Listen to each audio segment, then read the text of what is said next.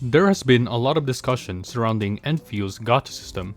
It was already being talked about even before the game came out, and there seems to be a mixed reception in terms of the gacha system. People who don't like the system have been quite loud with their opinions, and I understand why. So what's my take on all this? I like the gacha system, but even despite the discourse, I actually do like the gacha system in Enfield. But before I explain why, I'm going to go over how the gacha works. So for the limited character banner, you are guaranteed the character at 120 pulls. The probability of a 6 star is 0.8%.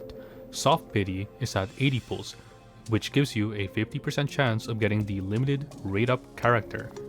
After the 30th pull, the game gives you a free 10 pull that you can spend on the banner, and then after 60 pulls, they give you another 10 pull, but that 10 pull goes to the next banner. As for the weapon banner, the probability of a 6-star weapon is at 4%. You are guaranteed the weapon by the 8th 10 pull. I worded it like this because you can only do 10 pulls on the weapon banner. Soft pity is at the 4th 10 pull, which gives you a 25% chance of getting the limited rate up weapon. Now that we have an understanding of the banners, I will now explain why I like the Enfield system. So firstly, the 120 guaranteed. The system is essentially made around it. You are discouraged from pulling on the banner early since only the 50-50 pity carries over each banner.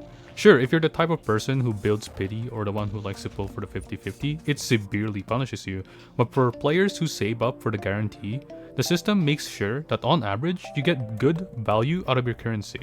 Because not only could you lose your 50-50 to another limited rate up character, by the way, you also get a free 10 pull that doesn't contribute to pity. So if you get lucky in there, then, well, you literally still have your guarantee. And then you also get another 10 pull for the next banner. And again, you can get really lucky on those. But even then, the worst case scenario is you get more weapon currency, which means you ultimately still get value out of it. It doesn't matter if you're lucky or not, you're still getting something out of it. And speaking of weapon currency, that's the second reason why I like the gacha, because the weapon banner is unironically one of the best weapon gachas I have ever seen. It has a high probability of 4%, and you can get the currency just by grinding the game and pulling. You could argue that, oh, you have to pull to get the currency, but again, the limited weapon banner lasts for 3 limited character banners long. Also, you can use the beginner banners for the pulls, and you can also use the limited currency that you get per banner to pull more. It is quite generous if you ask me, and even with the 25% chance of getting the weapon, during soft pity, you're more likely to get a 6-star weapon on average than in other games. Here's the final reason as to why I like the gacha system. It's not really part of the gacha system, but it really complements it well, which is the battle pass. You can spend the premium currency or geometry to get the battle pass. This gives you a lot of game progression stuff, more pulls, and most importantly, a 6-star weapon selector.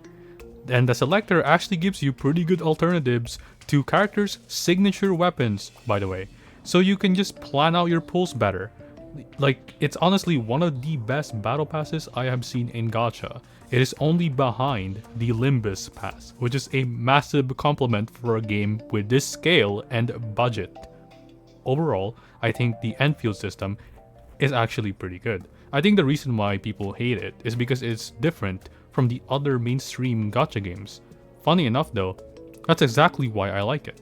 It strays away from the typical formula and does something else. I would actually argue that the system is more generous, especially if you save the currency ahead of time.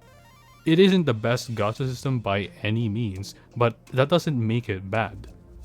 Now, however, I can only hope that Hypergriff doesn't suddenly become stingy with the gacha economy, but it seems very unlikely as the system itself pretty much discourages that type of behavior.